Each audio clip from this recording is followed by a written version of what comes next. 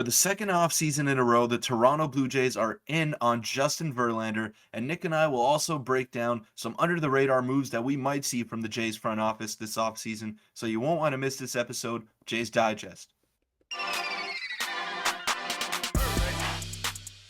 What's up, Jays fans? I'm your host, Peter Vryonis, alongside co-host Nick Gosse. Got a ton to get into today, but first we want to thank you all for the support that we've been getting, all the new subscribers, all the comments, all the likes on all of our videos. It just means the world to us. Yeah, it means the world. We're so close to 2K. I'll pop up this graphic here. 86% of you guys who are watching right now are not subscribed. So if you enjoy the daily Jays content, make sure you hit that sub button, as we are just a bit over 200 subs away from 2,000, which is unbelievable. And thank you guys again for the support. But let's get into the first topic for today's video, which is Blue Jays targeting Justin Verlander.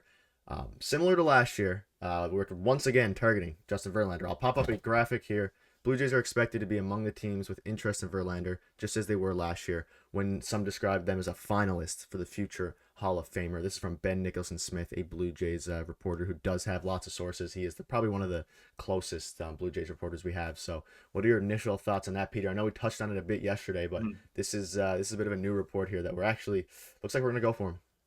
Yeah, I mean, they went for him last year, and he said it himself. I know a lot of reports are coming out there that, oh, yes, he did consider the Blue Jays, but how close were they really? I mean, Justin Verlander said it himself. He said, I was really close to signing with Toronto before Houston made that offer. And Houston, I mean, they're getting rid of a lot of people now. They just got rid of their GM. They just got rid of, I believe, bench coach. Yep. I could be wrong, but I don't know why they're kind of rehauling or retooling their roster there. So maybe the Blue Jays do have a legitimate chance to acquire Justin Verlander. He is insane. He's going to win the Cy Young this year, and he's also 39 years old. So who knows if he could keep up that same type of production. He had a bit of a tough stretch in the playoffs, but that could be attributed to fatigue. But he's a workhorse, and you could rely on him for 150 plus innings every year minimum, and he's got a rubber arm. So I'd love to see him in Toronto for the right price and the right term, like we said yesterday. Yeah, it'll be an expensive price. Hopefully the term isn't too long. I can see like a 2-year. We talked about it yesterday. 2 years, 80 million. Maybe I do 3, like 105 or something like that. I don't know how much it'll take. It'll probably take more. Bringing up on the point you just touching up on the point you mentioned. This was about last year. With Verlander opting out, here's a candid statement he made in June about his free agency last year, discussing how Houston fell off early in negotiations. Toronto emerged as the leader, and then Houston came back to match Toronto's offer, and he added that the Yankees were involved, but always a step behind. But yeah, so Toronto emerged as a leader, and we were the leader for a while, and then we fell behind to Houston. This was regarding last year's free agency, which gives me a lot of hopes, because clearly he had some level of interest to come play in Toronto, which some players don't, but he definitely does, and he could be the missing piece for us in our rotation. Well, what that tells me is that we're going to have to outbid the Houston Astros to get him back. So if they matched our offer and he went back to Houston, and we're going to have to pony up and pay a little bit more than that. But one thing about Justin Verlander, yes, he's going to enter his age 40 season. He'll turn 40 in February. But he missed the 2020 season and the 2021 season with injuries. So last year was his first full year since 2019, I believe. So maybe that's a little bit of relief on his arm. Maybe that adds a couple more years to his career. So that could be interesting to monitor. And I mean, who wouldn't want Justin Verlander at the top of their rotation? He's generational talent. He's been unbelievable his entire career, and just a great player. Yeah, he's unreal, and hopefully we'll keep an eye on that. I feel like that signing might happen sooner than expected. Getting into the next topic now, we have Blue Jays interested in Taylor Rogers, the left-handed relief arm. Reports surfaced, I believe it was yesterday, that I'll pop up here now, which says the Jays' priorities are in adding a starter and back-end reliever to help frame who they're looking at. Starters Kodai Senga and Drew Smyly, and relievers like Taylor Rogers and Robert Suarez are among the players they've at least checked on. This was, I believe, yesterday or a couple days ago, as we'll touch on the Robert Suarez thing at the end of the video, but obviously we touch on Kodai Senga and Taylor Rogers. Taylor Rogers is an interesting arm. He had a bit of a down season last year, 4.76 ERA, but in the past, from like 2016 to 2019, he was an elite left-handed reliever. Yeah, he tends to strike a lot of guys out. He's definitely got swing and miss stuff. The only problem was once he got to Milwaukee at the end of the year last year at midseason, he gave up a lot of home runs. So I think 6 home runs in 23 innings, which you might not think is a lot, but for a reliever, it is a lot of home runs to give up, especially in the back end of the bullpen. Now Milwaukee ended up flaming out; they didn't make the playoffs, but uh, he was involved in that Josh Hader trade, so Milwaukee must have seen some value in him to bring him back in return for one of the best closers in baseball. So that's something to look at. And yeah, Taylor Rogers has been good his whole career. He's had a couple of down seasons, but he's always been a high strikeout guy and doesn't walk too many either. So that's something that the Blue Jays need. Yeah, I like him as a bounce back guy.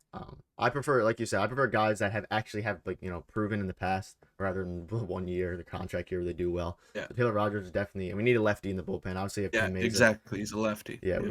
Tim Mayza, he's good, but he's a bit sketchy at times. So bringing in Taylor Rogers would be very very interesting, and hopefully we'll keep an eye out on that. And that's a move that the Jays. There's no reason why the Jays shouldn't be able to get that done if there's Yeah. mutual interest. We should be able to just give them the money.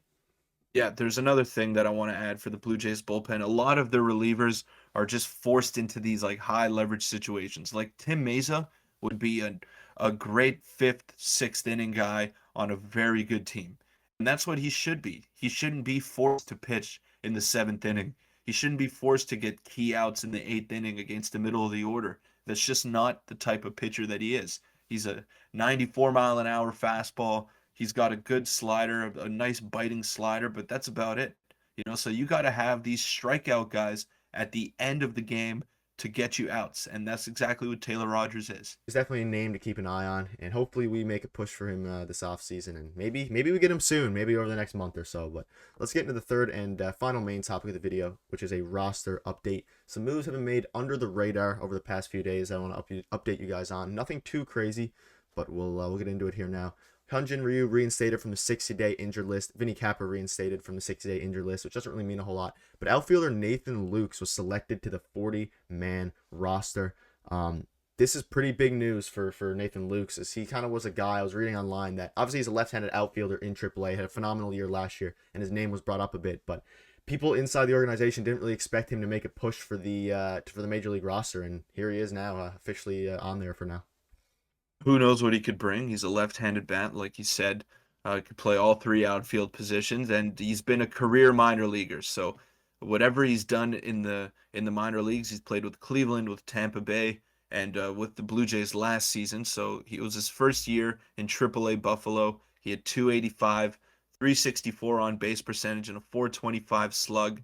So a decent OPS there. Don't know if that translates to the major leagues. I mean, AAA is significantly less than the major leagues. Let's call it what it is. But he had a couple of great years in the minor leagues, and if he can translate that to Toronto, then that would be good. But he still is on the 40-man roster, so it doesn't mean that he will crack the 25-man team. But he might play a couple games there, and let's see if he can provide something for the Jays. Yeah, definitely a name to keep an eye on, especially in spring training and stuff like that. If we don't get another left-handed bat, which would not be ideal, but obviously if they don't go that route, then he would be an interesting name. And one last final thing we'll touch up on is two relief arms that the Blue Jays were linked to that we are not getting. I'll pop up the graphic on the big one that came out today, which is Rafael Montero is returning to the Astros on a 3-year, $34.5 million deal. That was this morning, just a couple hours ago. That's expensive. He's really good. The Jays didn't get him. Those are kind of the main three things out of that. And then Robert Suarez also signed a 5-year, $46 million deal. Do you have any quick thoughts on that? I'm a bit upset we didn't get either one of them, but there's still lots of time to make a trade or something for him. Well, we actually had a couple of videos back. I wanted Rafael Yeah. Montero, and I thought it was something that was very attainable. The Jays love to go for the former Astros or the current Astros, we should say. But yeah, I definitely thought it was something that the Blue Jays could achieve when getting Montero and Suarez. I kind of knew that he would go back to San Diego just because he broke out in the postseason and a team that's going to contend next year and for years to come. So I don't think they would want to give him up and break up that core. So I think Jays still have some options to go for on the reliever market, and it's not the end of the world. Yeah, I agree. very interesting. I would like Rafael Montero as well. I kind of knew Suarez. We were targeting him a lot, and his name came up, but Yeah. we kind of knew he was going to return. But Montero was one that I was hoping we were going to get, but he signed early back to the Astros and pretty expensive, around 12 million a year. But we'll keep an eye on the other relievers, and I think a trade is due here for the bullpen. But that'll wrap up the video. Thank you guys for the support again. We're so close to 2,000 subscribers, so hit the like button if you continue to enjoy, and we'll see you guys tomorrow with another daily video. Thanks.